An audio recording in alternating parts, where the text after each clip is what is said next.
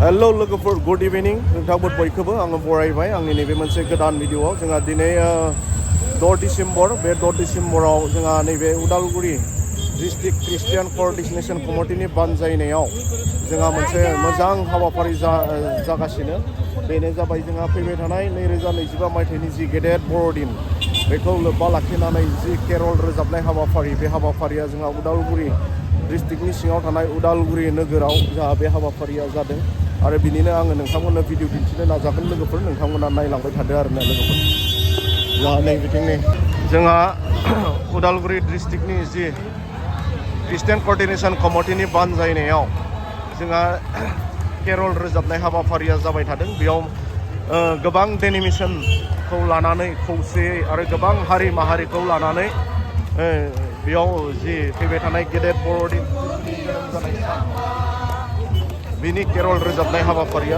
जाबाय थादों उदालगुरि मेन टाउननि गेजेराव नायलांबाय थादों नोंथांमोना आरो नोंथांमोना भिडिअखौ नायनानै हानायसेबां शेयार खालामनो नाजाबानो जाबाय मानो होनना बुङोब्ला नोंथांमोननि शेयार खालामनायनि गेजेरजों गोबां खना खनला जोंनि बे गस्पेल मेसेजआ जेन सहैनो हायो आरो नोंथांमोननि गेजेरजों गुबुनाबो जेन नुनो हायो जोंनि दिनैनि बे केरल रोजाबनाय बे हाबाफारिखौ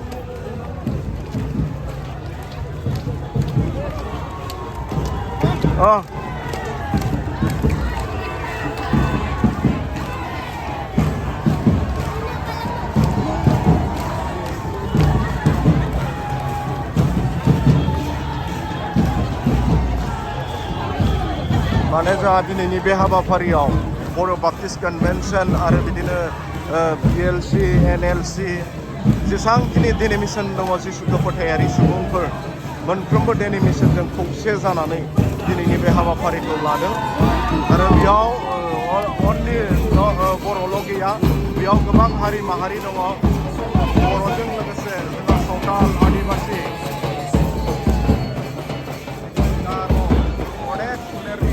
गोबां फोलेरनि मानसिफोरा जिसुखौ फोथायारि सुबुंफोरा बेयाव बाहागो लादों ओरैबायदि रंजा बाजा केरल रोजाबदों जिसुनि जोनोम जानायखौ बरायनायजों लोगोसे बयनोबो मेसेज होनो थाखाय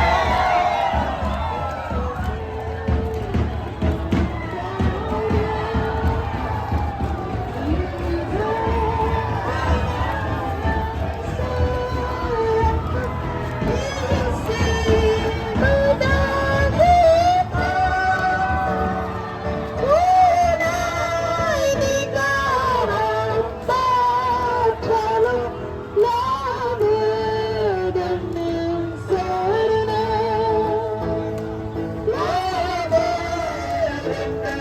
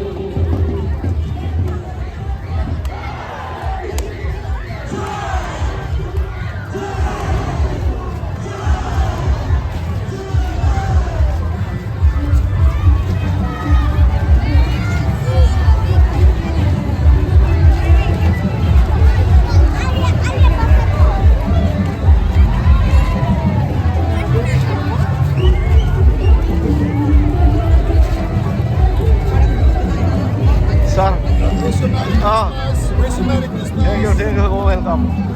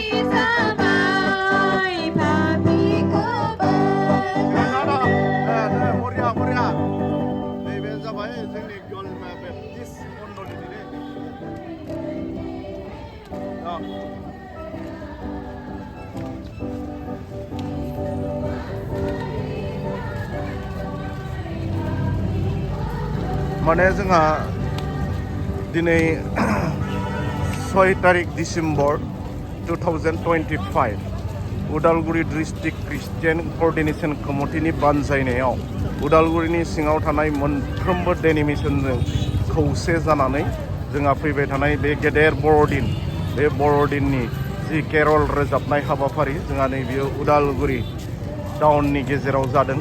बेयाव उदालगुरि डिस्ट्रिक्टनि सिङाव थानाय मोनफ्रोमबो डेनिमेशननिफ्राय बेयाव बाहागो लाफैदों। बेखौनो जोंहा बरिया जोंहा बेखौ सामलायदों जोंहा उदालगुरि डिस्ट्रिक्ट क्रिस्टियान क'र्डिनेशन कमिटिनि बानजायनायाव जोंहा नैबे हाबाफारिया जादों आरोना लोगोफोर। गोबां इसोर फोथायारि सुबुंफोरा बेयाव बाहागो लानानै रंजादों, केरल रोजाबदों। जोंहा गासै मा होनना बुङो 25,000 टारगेट होदोंमोन आरोना। बेनि गेजेराव बेसेबां सफैखो बेखौ मिथिला। गोबां सुबुंफोर दङ, आङो दिन्थिनो नाजागोन नोंथांमोननो हानायसेबांखौ।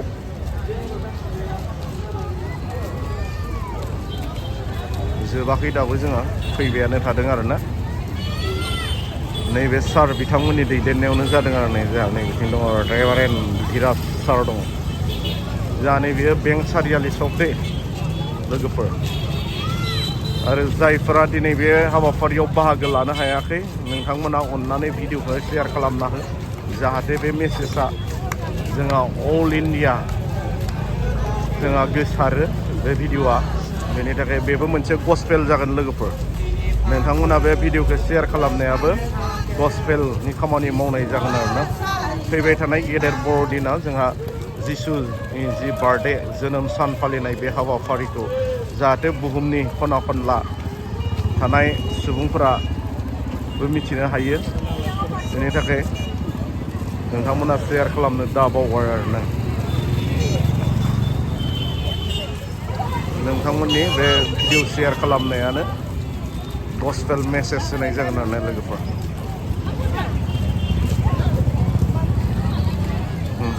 थाबायनो हागलायला बिथांमोना।